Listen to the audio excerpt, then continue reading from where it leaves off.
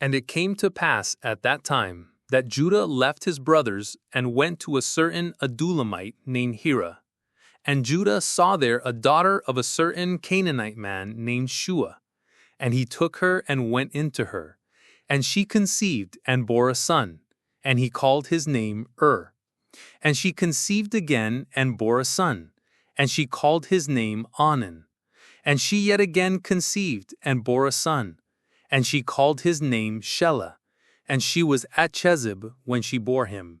And Judah took a wife for his firstborn, whose name was Tamar. And Judah's firstborn, was wicked in the sight of the Lord, and the Lord killed him. And Judah said to Onan, Go into your brother's wife, and marry her, and raise up offspring to your brother.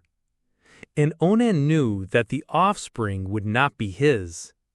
And it came to pass, when he went in to his brother's wife, that he spilled his seed on the ground, not giving offspring to his brother. And what he did was evil in the eyes of the Lord. Therefore he killed him also.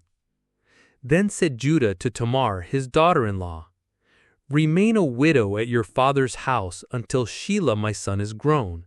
For he said, Lest perhaps he die also, as his brothers did. And Tamar went and lived in her father's house. And the days were many, and Judah's wife, the daughter of Shua, died.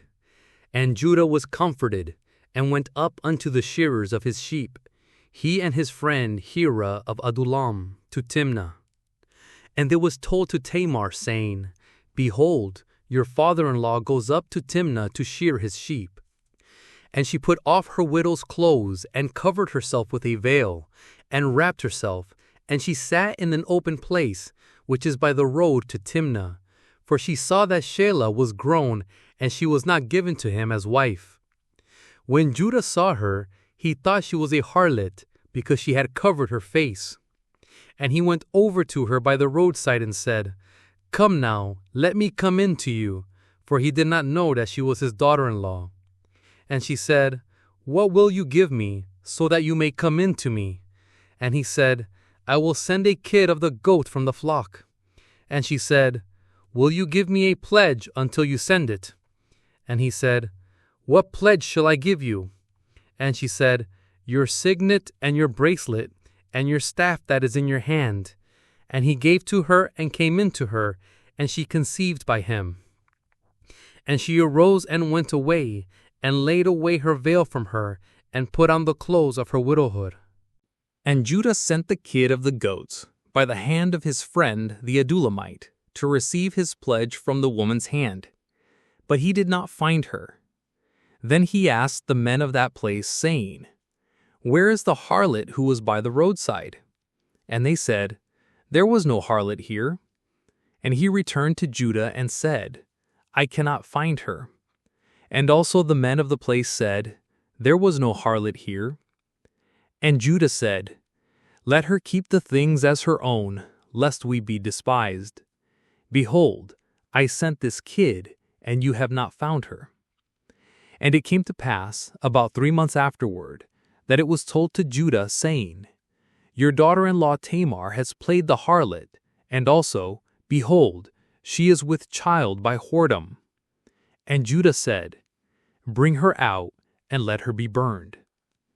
When she was being brought out, she sent a message to her father-in-law, saying, I am with child by the man to whom these things belong. And she said, Please observe whose things these are, the signet and bracelets and staff. And Judah acknowledged them and said, She has been more righteous than I, because I did not give her to my son Shelah. And he never knew her again. And it came to pass in the time of her travail, behold, twins were in her womb. And when she travailed, one child put out a hand, and the midwife took and bound upon his hand a scarlet thread, saying, This one came out first. And as he drew back his hand, behold, his brother came out.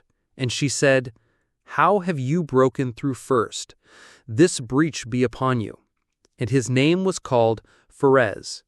And afterwards his brother came out, upon whose hand was the scarlet thread. and his name was called Zara.